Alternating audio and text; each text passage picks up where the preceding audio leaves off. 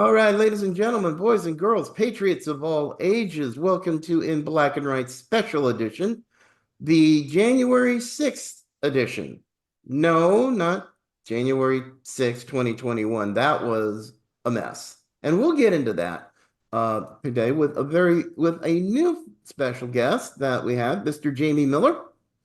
And he's been involved with Florida politics, actually even national politics in the state of Florida for several years. Also does a blog called Reasonable Arguments, and we'll get into that too, and various and sundry other topics of interest on this day where President Trump is supposed to be certified by Congress as winning the election. And right now, I introduce our very special guest, Mr. JAIME Miller, and welcome to the show, sir. Hey, thanks for having me on, Jerry. I Hi, appreciate it. hi. Thank you so much. I I was turned on to you because you were kind enough to send me an email a couple weeks ago about some of the commentary I had made on my regular podcast, which is audio, about the January 6th Department of Justice IG report, Horowitz's report on what happened.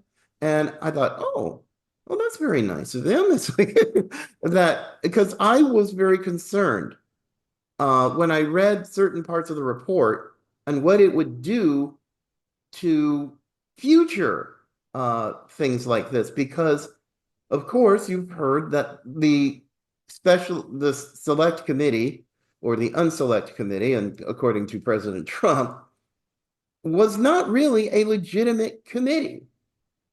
And given your experience, I mean, what was it that I said, if you can remember, that piqued your interest? I haven't read that email in a little bit. I reach out to people, both conservatives and progressives. I write a blog called Reasonable Arguments, so I like to hear from all sides. My blog is certainly right leaning, and I'm a former executive director of the Republican Party of Florida. So, I have a lifelong commitment to conservatism. And certainly here in Florida over the last 25 years, we've held the cabinet, the House, and the state Senate with Republican politics. So I don't recall exactly the email that I sent you, but between about the Republican National Convention and the election, I appeared on about 50 different podcasts. So I reach out to people, and like I said, progressives, conservatives, and then also just kind of some other, major news shows. Actually, tomorrow I'm going to be on Montel Williams' Let's Be Blunt podcast talking about Florida's Amendment 4, why it failed, and what supporters of that amendment can do to try to get recreational marijuana legalized in Florida. I was an opponent of that amendment in 2024, so I just reach out to people, and some are nice enough to respond and say, "Hey, let's talk, let's have a reasonable conversation." And so I'm doing what I can to try to promote conservative causes with people like yourself who, number one, agree, and on the other side, people who may disagree but are willing to have a reasonable conversation about it. Boy, that's a rare breed to be sure, given, I mean, today of all days.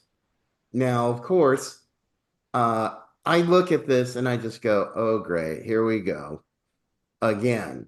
And 4 years later, the mainstream corporate media can't get over themselves. It and given what we've known in with Congress, whistleblowers in the FBI and others, I mean, Fedsurrection, it just screams of it. And yet, Christopher Wray, the FBI director, top leadership of the FBI, continued time after time to stonewall Congress, not give them the truth. Oh, we can't comment on this or whatever. And yet, the truth is coming out anyway. That's what just is so funny. And President Trump in 2 weeks takes over, which means new sheriff in town, game over. So, Without question.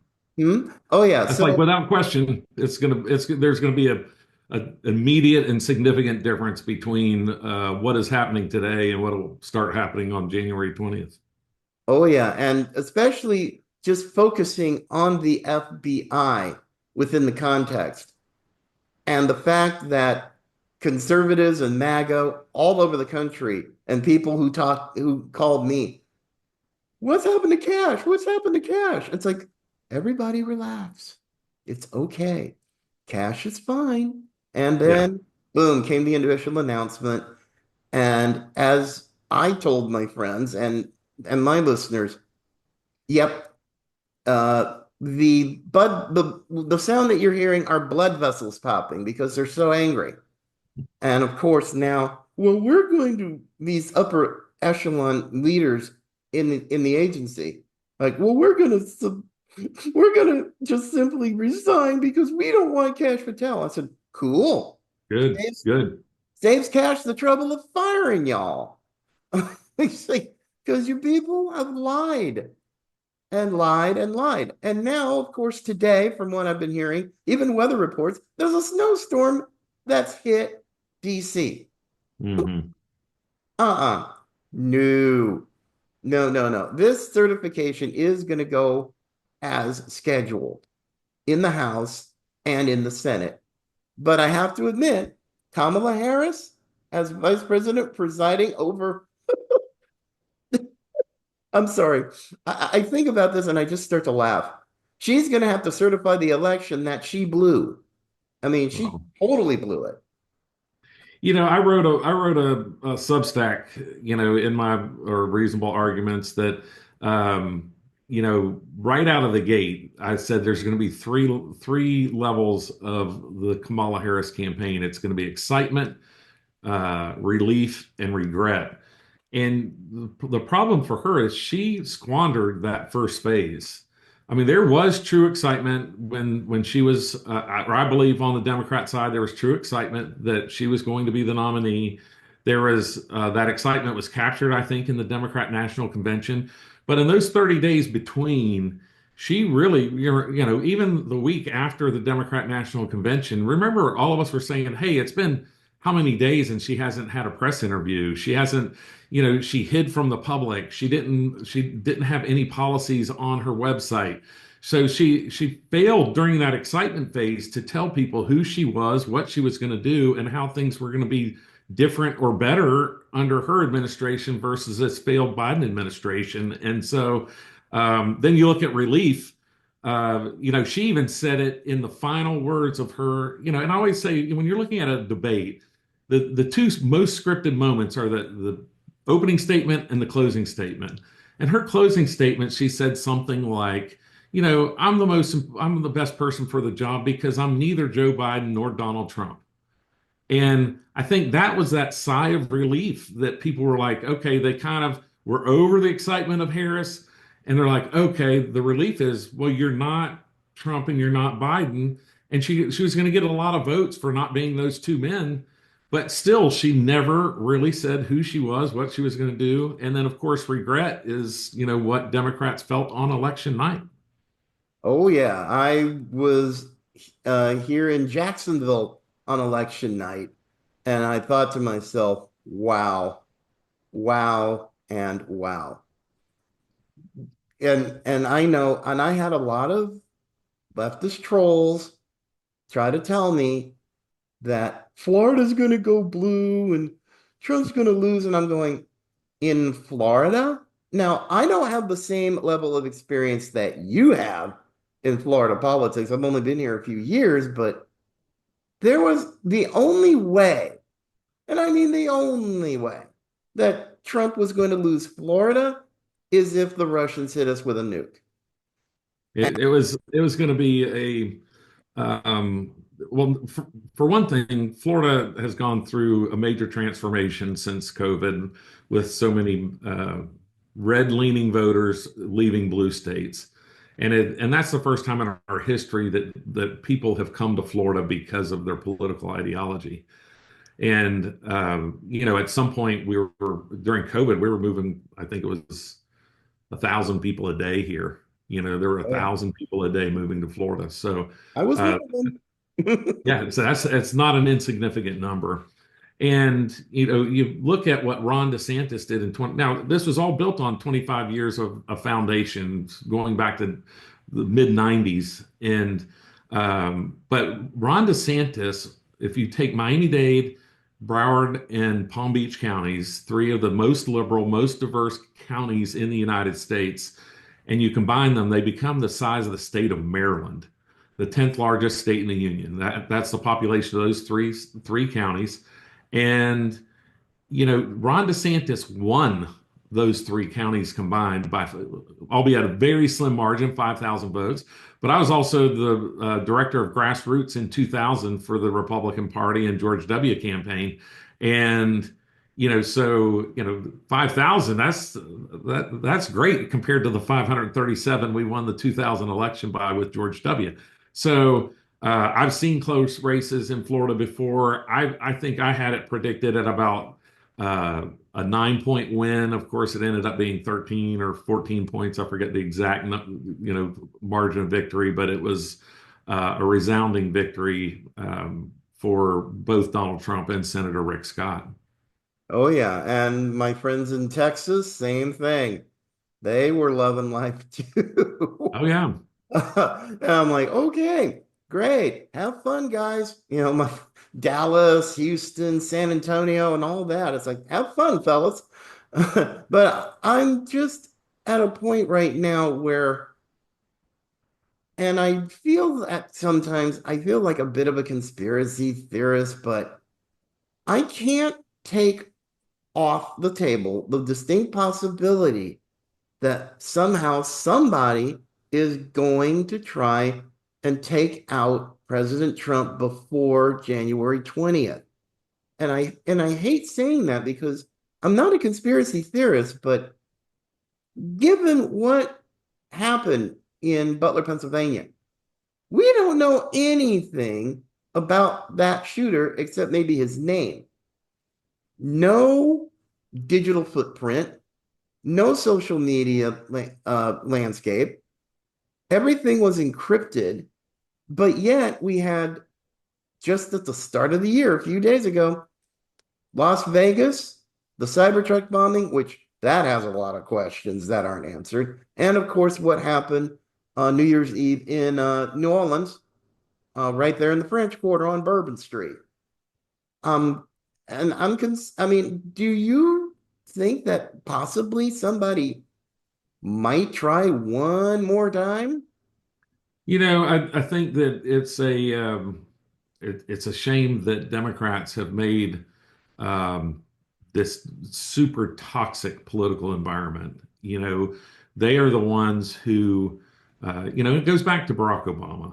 And, Barack Obama, if we're not going to get in a knife fight, we'll get in a gunfight, right? He said things along those natures. If they bring a knife, we'll bring a gun. If they, and so, they've created this toxic political environment that has permeated our society so much so that I'm sure my wife, have friends, lifelong friends who no longer interact with us on social media or interact with us at all. And so, due to the political nature, and most of these folks are people who 8 years ago, 10 years ago, wouldn't even have a political conversation with you, much less define their friendships by their politics. And so over this 10 years, we've seen this toxic nature, and most of it directed at Donald Trump. And so I agree with you that, um, our agencies are going to have to be diligent around Donald Trump to ensure his safety and his cabinet picks. And I think we're going to see a lot of, um, you know, hopefully we don't see a lot of strife and we see a peaceful transfer of power. But you'd have to go back to Dwight D. Eisenhower to find a Republican president that Democrats cheered and supported when they were taking the oath of office. Not one president has Democrats in that entire 60 years said, oh yeah, he's our president. George W., he's not my president. Ronald Reagan was an actor and not worthy of the office. George W. was a lackey of Reagan. Nixon was a crook. Just go down the list of things that they said about the president of the United States before they took office. And they've never respected anyone, the American people who have elected in the last 60 years who has been a Republican. And that's sad. I mean, that's so sad because right now, as you know and I know, the country is a mess. It is a mess economically, it's a mess politically to a degree. So many millions of Americans are just barely hanging on. They survived the inflation, they survived so much. And this is part of the motivation that led to Trump's amazing landslide electorally and with the popular vote.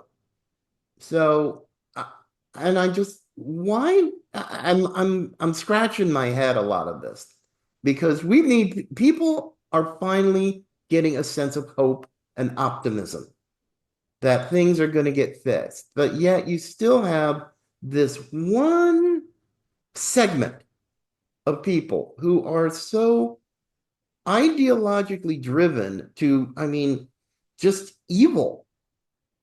I mean, I don't know what else you can call it. It's evil, hence Las Vegas, New Orleans, um, the two Trump assassination attempts. So I'm at a loss, but along the lines, just kind of staying focused on January 6th today. And I mean, what a difference 4 years makes. I mean, we've had all the craziness that was on the media and the narrative. And I don't see how, after 4 years, why are so much of the corporate media going with a narrative that is so false? I'm at a loss. Can you help me? Yeah, I don't know that I'm the person who can help you on that one. They January 6th is a tough thing. I've been critical at times um, of of people who, at some point there's a reality that people entered the Capitol without going through security. We all know it's a secure building, right? So whether police were waving you in or not, you knew you didn't belong inside the building that day.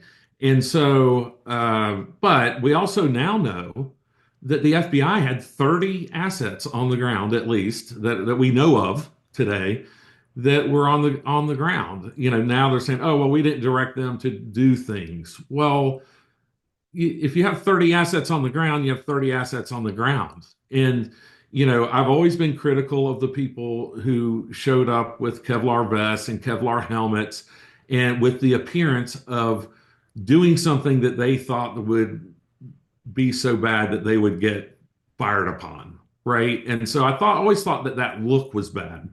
But we also know that 99% of these folks were accidental tourists.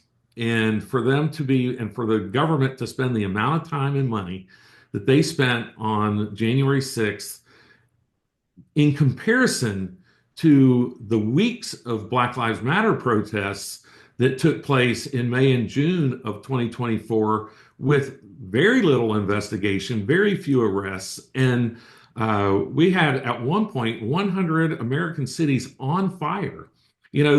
The talking point about Black Lives Matter is if you ever hear the corporate media, it's like, well, only 10% of Black Lives Matter protests were violent. Well, there were more than 5,000 protests. That means there were more than 500 protests that damaged either buildings, people were injured, or people were arrested. 500 events of the size of January 6th.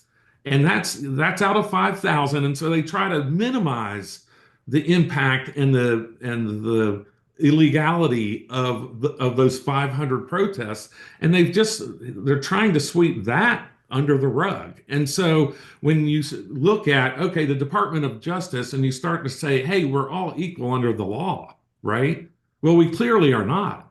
Nope. January 6 protesters were not, were held to a much, much higher standard than anyone was investigated in the Black Lives Matter protests, which caused billions of dollars of damages throughout our country. And so when you look at the federal government response to these two events, there's no comparison of which one was more damaging, which one needed more investigation, more assets allocated to it, and yet our Department of Justice, because of political persecutions and prosecutions, decided to go after January 6 protesters instead of Black Lives Matter. And I'm not trying to say one is right and one is wrong. I'm just suggesting that if we're all equal under the law, which we are by our Constitution, then January 6 protesters were not treated the same way as Black Lives Matter. No, they were not. I can speak to personal experience. Was, when a lot of that was happening, I was actually living in, of all places, Reno, Nevada. Mhm. And there was a protest right at City Hall, which wasn't far from where I was living. The police, tear gas, everything.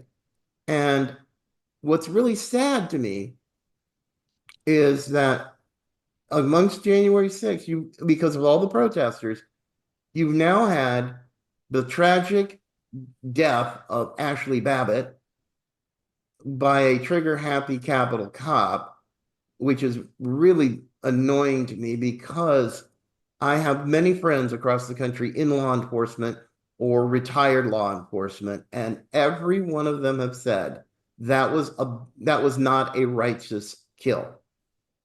She had no, she was unarmed and made no threatening moves toward the officer.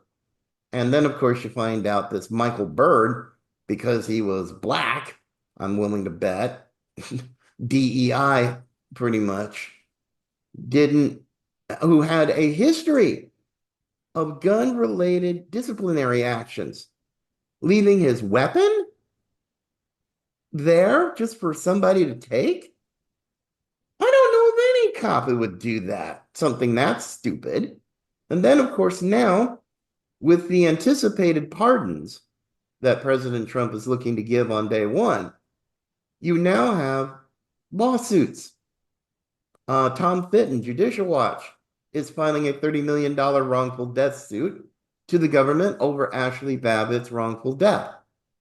You have hundreds of January 6 protesters who are participating in a $50 billion lawsuit against the government for their horrendous treatment, violations of the Eighth Amendment.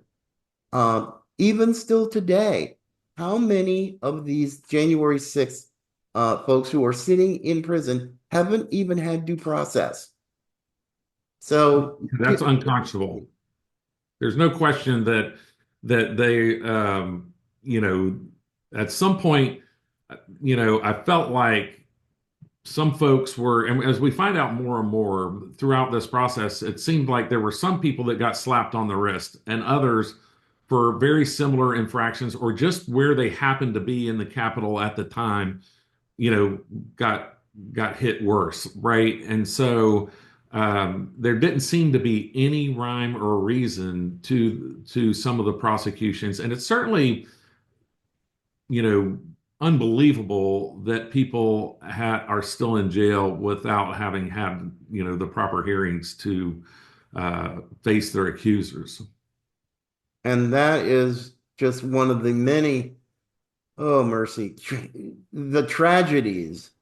I mean, outside of Ashley Babbitt and the lives that have been ruined because of overzealous, politically motivated prosecutors, cruel, rather cruel judges who have all sorts of bias.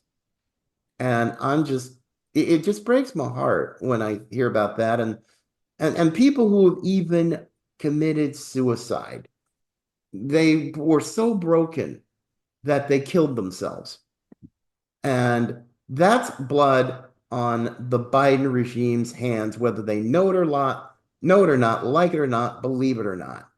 And this is why I'm looking forward to January 20th. I mean, I think I might even take the day off because I'm probably going to end up at probably upending a bottle of champagne that day. Nice. But as we're kind of getting close to running out of time today, but I'm just I'm definitely wanting to hear a little bit more about your blog and your podcasting about reasonable arguments, because I will definitely be putting it out there on my website and for people to go and check it out. Yeah, so I've been writing the blog for about 2 years. Last year, I had about 136. I was kind of proud of that. Blog entries. My wife and I started Reasonable Arguments News and Nonsense uh, in December. So that's kind of a political show, but my wife is not political at all. So not only do we have a pretty good banter back and forth, just kind of ribbing each other, so we have a blast doing it. And I think people enjoy listening to that. But I'll talk about the news, and oftentimes, I consume my news by reading it. So, and then she consumes whatever news she consumes is probably by TikTok. So, so she sees, these clips, and she's like, so she has a little bit of knowledge about this, that, or the other thing, but she's not political at all. She voted for the first time for Donald Trump in 2016. It's the first time she ever registered to vote. Wow. And there's a great story about that. And then we were at the Republican National Convention um, during this last convention with Donald Trump, and we were actually in a skybox with the Republican Party of Florida during the assassination attempt in Butler, Pennsylvania, Wow. with several dignitaries, the party chairman, and she wrote an incredible um, Facebook post, really, and then has talked about it on the podcast about our seats were in the second level, but they were right behind Donald Trump's seats.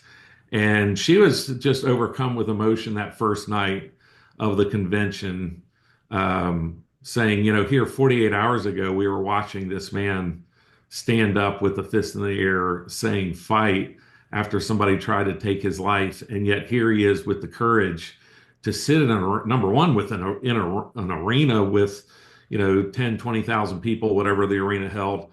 And not only that, we're like we could have thrown certainly a paper airplane and and hit the president with it, like so. And here he is with the courage, with several hundred, if not 1,000 or more, sitting behind him, and just to sit there. And that was just, to me and to her, was a testament of his courage, his commitment to America, and his ability to connect with people. So you get a lot of insights like that, whether you're reading the blog or listening to our podcast. Yeah, and interesting hearing about your wife voting for the first time in 2016. I'm like, wow. And Yeah. how many people this time around? And I did rob the cradle. I would have been a senior in high school. She would have been a freshman. So it's not like she's 20 years my junior. She's we're of similar age. Let's put it that way. Well, yeah, I mean, I don't think it's really a thing about numbers, but the fact that so many people, low propensity voters, and the efforts of people like Scott Pressler, Charlie Kirk, and Turning Point, getting Yeah. out younger voters, people who hadn't either voted before or hadn't voted in quite a while, to come out. And that was the part that just blew my mind. I mean, people like me, I've been voting for years and years, and voted for Trump 3 times. But when I hear about people who didn't or hadn't because they didn't want to get involved, and now all of a sudden they're getting registered, they got involved, and now boom, here's what we have. And I think it's fantastic. And sadly, I have to say we're running out of time, but Jamie, thank you so much. I appreciate it. I'd love to have you back anytime you'd like. And Um, maybe you invite Jennifer. She sounds sounds like you'd be interested in talking to her. well, hey, I'm cool with that. It's kind of nice to see the dynamic between husbands and wives, and their various perspectives on issues. And I think it's fantastic. But Jamie Miller, thank you so much. We appreciate you. We Thank appreciate you for having me, you. Jerry. And I hope to talk to you all soon. So take care. And well, let's get to January 20. Take care. All right, thank you.